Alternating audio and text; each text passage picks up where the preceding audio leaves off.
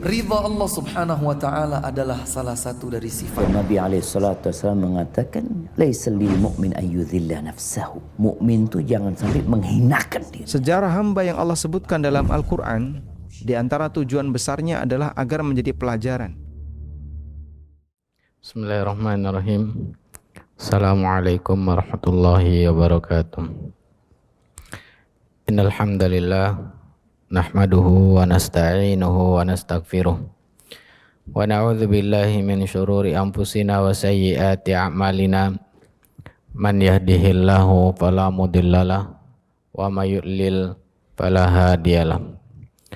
Asyhadu an la ilaha illallah wahdahu la syarikalah wa anna Muhammadan abduhu wa rasuluhu la nabiyya ba'd. Bapak yang dirahmati oleh Allah Subhanahu wa taala, kita kembali mempelajari hukum-hukum berkaitan dengan jual beli yang mana pada kajian kita kali ini membahas tema tentang khiyar.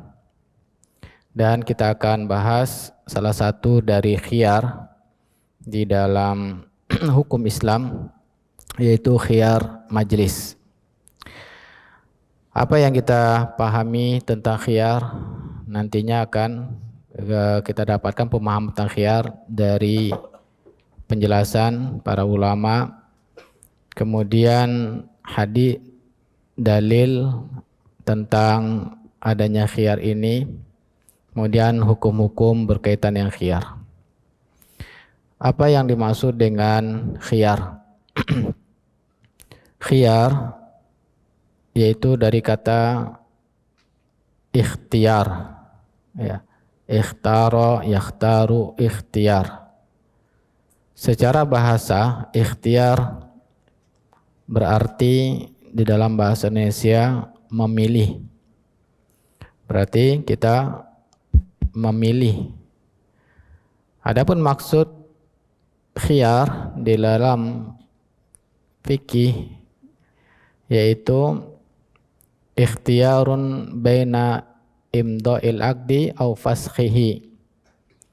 Pilihan kedua belah pihak yang melakukan transaksi, yaitu penjual dan pembeli, salah satu di antara mereka atau keduanya, ya, untuk meneruskan jual beli atau membatalkan jual beli. Ya, jadi maksudnya setelah kita melakukan akad jual beli, ya, adanya barang, adanya harga yang disepakati, kemudian ya, sudah terpenuhi syarat-syaratnya. Pelaku transaksi adalah orang yang memang sudah cakap atau sudah berakal, sudah balik, dan bukan orang yang gila. Kemudian ya, terpenuhi syarat-syarat lainnya, maka tentu konsekuensinya jual belinya disah. Dengan sahnya jual beli tersebut, sahlah perpindahan barang dari penjual kepada pembeli, dan sahlah uang berpindah dari pembeli kepada penjual, dan halal menggunakan harta orang lain. Nah, setelah melakukan akad ini, ternyata di dalam Islam masih boleh salah satu pihak untuk membatalkan, ya, padahal sudah melakukan akad, sudah melakukan kontrak, dan pihak lain wajib menerimanya pembatalan tersebut. Kalau tidak mau menerimanya, maka dia berdosa. Nah, inilah pemahaman tentang khiyar. Maka khiyar ini di dalam jual beli diatur dalam syariat ada 3. Bahkan ya, 3 yang utama. Sebagian ulama membaginya lebih dari 3, tetapi yang lebih dari 3 ini sebetulnya pada hakikatnya kembali lagi kepada salah satu makna khiyar tersebut. Yang 3 itu adalah pertama khiyar majlis, yang kedua adalah khiyar cacat, yang ketiga khiyar syarat. ya. Ada lagi para ulama membaginya pembagian lain khiyar ketika melihat barang. Nah, ini insya Allah akan kita bahas secara rinci satu persatu, dan pada kesempatan ini insya Allah kita bahas dahulu, yaitu hak untuk membatalkan selagi masih di dalam majlis atau dikenal dengan khiyar majlis.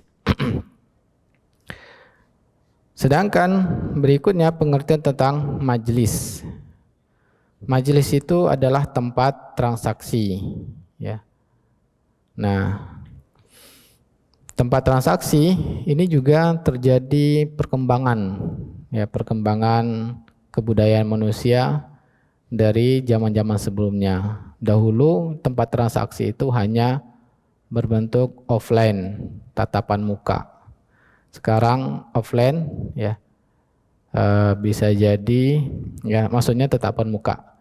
Tapi bisa jadi sekarang tatapan muka tapi caranya dengan online, ya. Dulu memang bertemu dalam satu tempat. Kalau sekarang bisa berbentuk online atau bahkan tanpa bertatapan muka, hanya melalui telepon. Maka inilah ya, majelis itu berkembang sesuai dengan perkembangan zaman. Nah, apakah hukum syariat juga berkembang?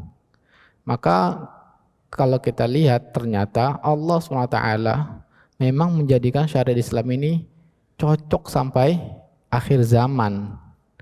Maka di dalam Islam itu hanya menerapkan kaidah-kaidah utama. Jadi yang perkembangan ini masih bisa dikembalikan pada kaidah-kaidah utama ini. Nah, di dalam Islam hanya mengatur majlis.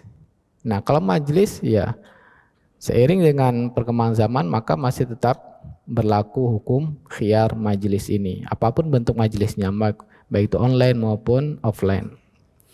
Apa dalilnya adanya hak khiyar ini di dalam Islam? Terutama khiyar majlis, yaitu hadis yang diriwayatkan oleh Imam Bukhari dan Imam Muslim dari sahabat Hakim bin Hizam, Allah meridhoinya. Sesungguhnya Nabi SAW bersabda, Al-bayyi'ani bil khiyari malam yatafarraqa. Penjual dan pembeli berhak mereka salah satunya, ya, dan pihak yang lain wajib menerimanya. Pembatalan selagi keduanya belum berpisah dalam majelis. Nah, inilah sabda Nabi SAW bahwa selagi dalam majelis, ya, walaupun sudah melakukan akad, misalkan kita sudah bayar, kita sudah terima barang, tiba-tiba kita berubah pikiran, ya, kita kembalikan lagi, maka pihak tadi, pihak lainnya wajib, ya, menerima pembatalan dari kita. Kalau dia tidak mau menerima pembatalan dari kita, maka dia berdosa. Nah, itulah konsekuensi dari khiyar majelis. Selagi masih di tempat transaksi, maka masih boleh dibatalkan, ya, jual beli tersebut. Kemudian lanjutan sabda Nabi SAW, fa in sadaqa wa bayyana burika lahum fi bai'ihima. Ini hanya penjelasan tambahan dari Nabi SAW.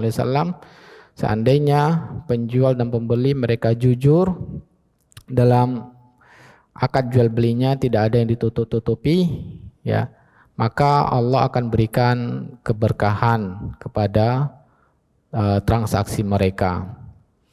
Nah, pentingnya di sini, ya, dalam hadis ini bahwa kedua belah pihak harus jujur, jangan ada yang disembunyikan. Kalau ada yang berkhianat, ya pasti akan berdampak pada kehalalan hartanya menjadi harta yang haram, dan juga keberkahannya menjadi tidak berkah, menjadi harta yang malah membuat dia sengsara di dunia dan akhirat. Walaupun keuntungan banyak tapi dapatkan dengan cara menipu, ya, maka hartanya tersebut malah membuat dia sengsara bagi dirinya dan keluarganya, belum lagi azab di akhirat nanti.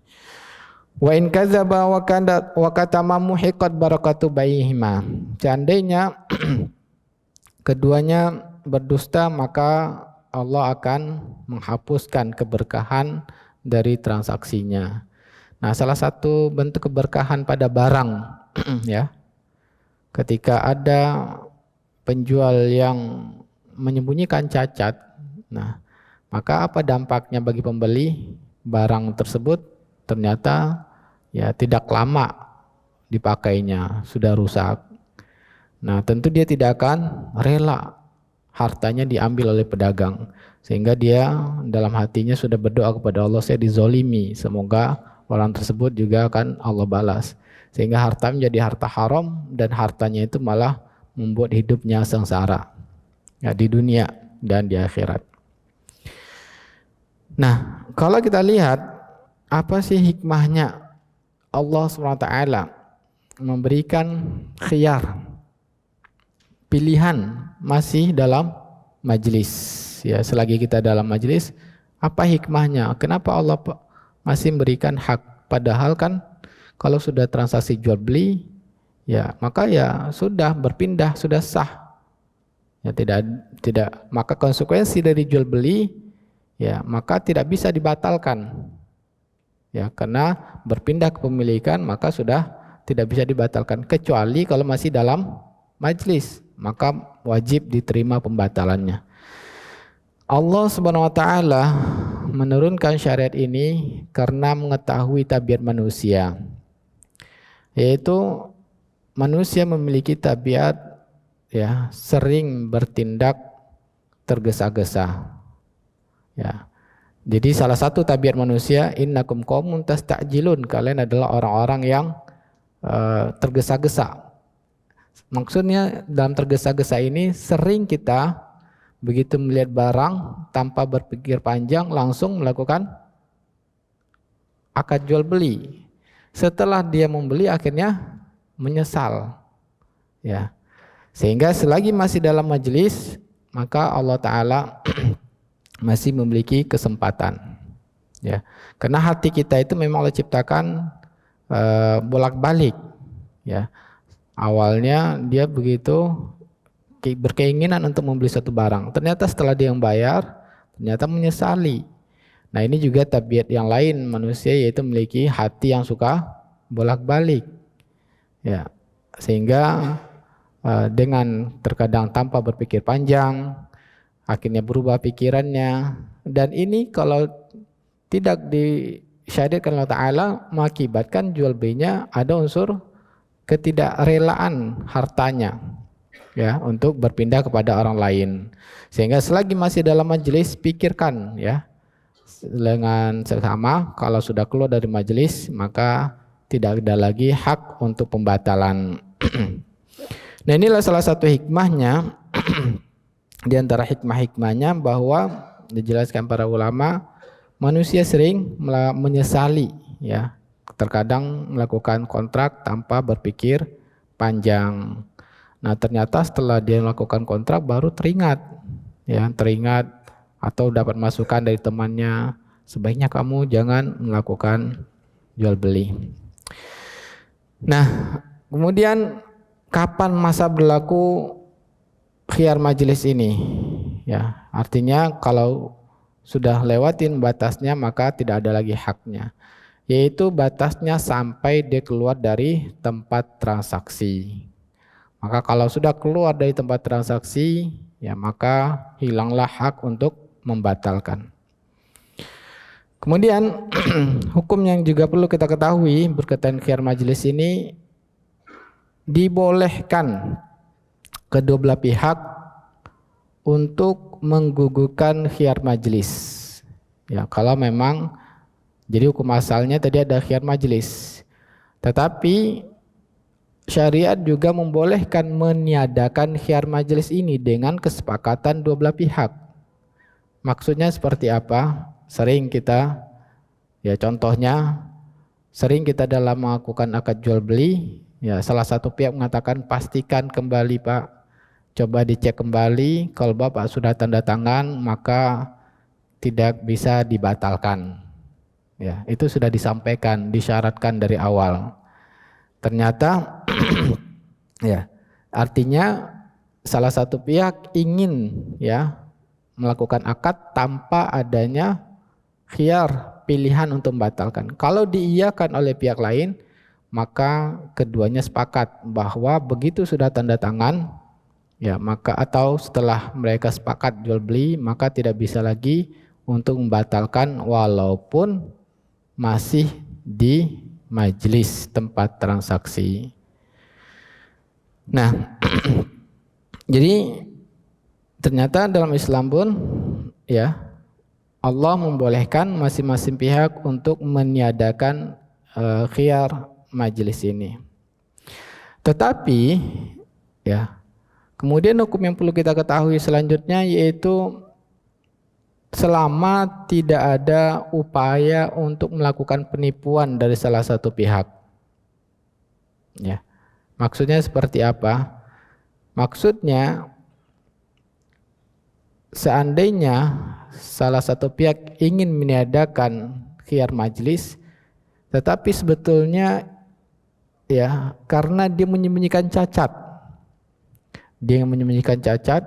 pada barang, kemudian dia syaratkan, Pak, ketika sudah saya keluar kalau sudah tanda tangan kontrak ini maka tidak bisa dibatalkan. Atau dia sengaja keluar setelah dijual beli, ya kemudian dia keluar dari majelis, kemudian masuk lagi. Ya, tujuannya apa? Buru-buru dia keluar, kemudian masuk lagi supaya pihak lain tidak bisa membatalkan transaksi.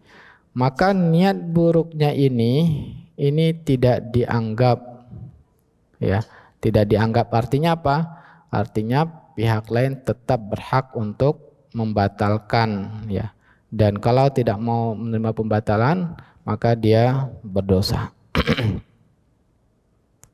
Berdasarkan hadis yang diriwayatkan oleh Imam Ahmad an Abdullah ibni Umar, yaitu hadis dari Ibnu Umar, Abdullah ibnu Umar, mengatakan bahwa Nabi SAW bersabda, al-bayyani bil khiyari ma lam yatafarraqa, penjual dan pembeli berhak untuk khiyar selama mereka masih di tempat transaksi, illa an takuna safaqata khiyarin, kecuali kalau memang keduanya sepakat, ya, tanpa adanya khiyar. Nah inilah ya bahwa dibolehkan dua belah pihak sepakat ada tanpa adanya khiyar, pilihan untuk jual beli selagi masih dalam majelis. Kemudian wala yahillu lahu an yufariqa sahibahu khasyata an yastaqilahu. Dan tidak halal bagi salah satu pihak sengaja keluar dari majelis karena khawatir pembatalan dari pihak lain. Nah inilah hadis yang diriwayatkan oleh Imam Ahmad ini sebagai dalil, walaupun sudah keluar tapi niatnya karena ingin menipu, maka tetap tidak dianggap, masih berhak untuk membatalkan jual beli. Nah inilah kira-kira hukum yang perlu kita ketahui tentang khiyar majelis ini. Maka majelis tadi sudah kita katakan bahwa kalau menggunakan telepon berarti begitu sudah diputus teleponnya hilanglah hak pembatalan. Atau ketika menggunakan WA kalau sudah dibaca dan ya kemudian keluar dari aplikasi WA berarti hilanglah untuk membatalkan. Jadi majelis itu sesuai dengan bentuk yang perkembangan zaman, ya. Semoga materi ini dapat menambah wawasan kita tentang hukum Islam, ya, dan kita amalkan agar jual beli kita menjadi jual beli yang berkah, ya, dan menjadi salah satu amal soleh. Karena memang Allah perintahkan kita untuk beramal itu harus dengan ilmu. Nah inilah bedanya ilmu dengan tanpa ilmu. Kalau selama ini kita transaksi tanpa ilmu maka tidak dianggap ya tidak dianggap berpahala. Nah, tetapi kalau kita beramal dan tahu ilmunya, niat kita kena mengamalkannya, ini menjadi satu amal pahala. Sisa waktu kita diskusi dan tanya jawab, baik berkaitan tema maupun di luar tema. Silakan.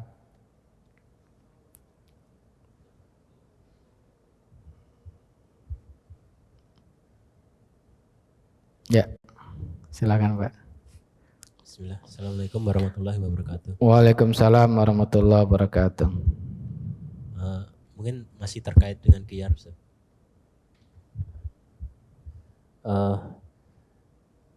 Kebanyakan kan kita transaksi nggak sama orang Muslim juga ya, Ustaz ya.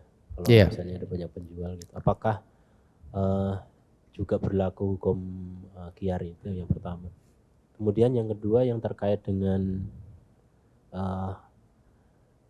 peniadaan tadi ya, kan diperbolehkan peniadaan khiyar gitu ya. Iya.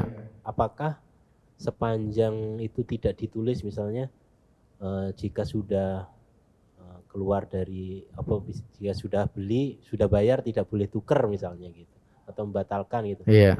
Apakah itu kalau nggak ada tulisan gitu, apakah hukum khiyar itu tetap berlaku gitu? Iya, Masya Allah. Nah, ini yang ingin saya jelaskan tadi ya, alhamdulillah dengan pertanyaan akhirnya yang ingin saya jelaskan lupa tadi, akhirnya jadi lebih bisa kita jelaskan sekarang.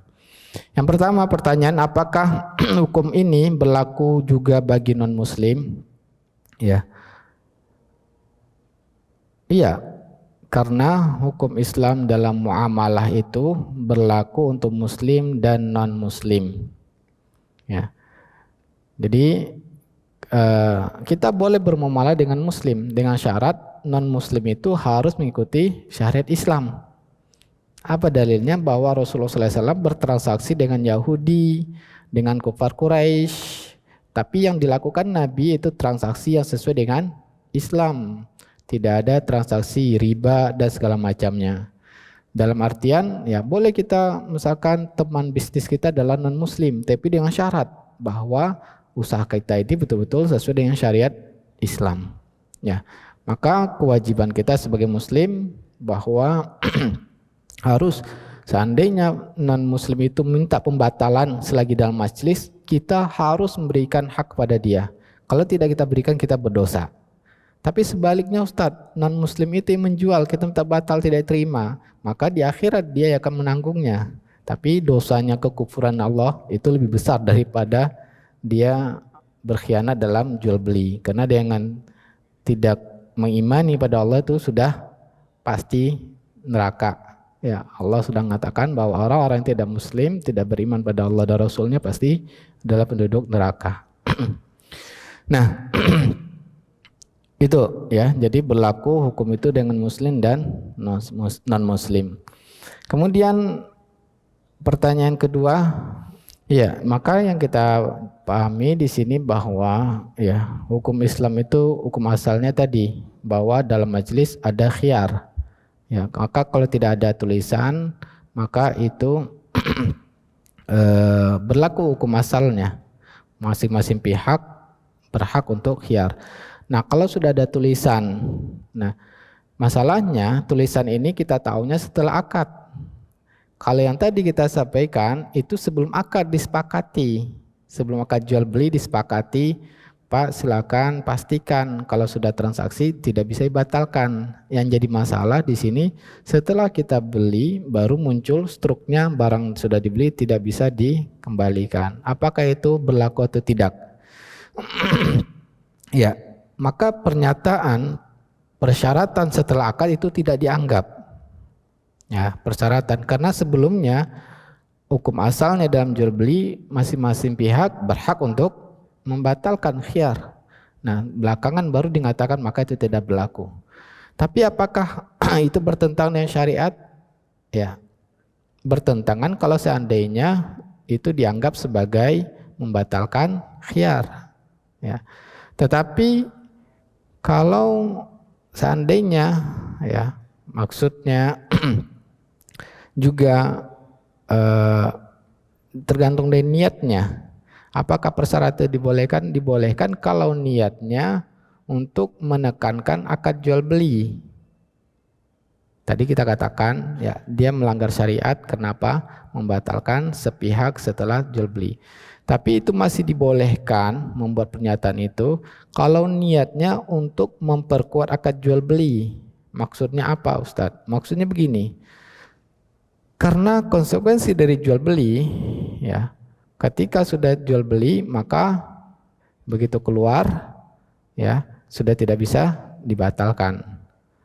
Tapi ada juga orang-orang yang membeli itu, barangnya sudah dibeli, sudah dicoba, dibawa pulang, dipakai, kemudian dia datang, dia minta dibatalkan, saya mau dibatalkan, padahal tidak ada cacat. Nah, kenapa ada tulisan itu? Biasanya untuk itu. Ya. Biasanya nanti itu tidak ada cacat dan dia sudah keluar dari majelis, tiba-tiba dia datang untuk membatalkan. Maka kalau niatnya itu masih dibolehkan. Ya, dibolehkan. Kenapa? Karena memang masih sesuai dengan konsekuensi jual beli. Begitu sudah keluar dari majelis maka tidak bisa dibatalkan. Wallahu ta'ala, masalah ini sebetulnya hanya tipis-tipis tapi masing-masing memiliki hukum yang berbeda. Wallahu ta'ala. Ada lagi yang diskusikan? Cukup? Kita tutup, semoga ya diskusi ini juga bermanfaat. Kita tutup dengan doa kepada majelis. Subhanakallahumma bihamdika asyhadu an la ilaha illa anta astaghfiruka wa atubu ilaik. Wassalamualaikum warahmatullahi wabarakatuh.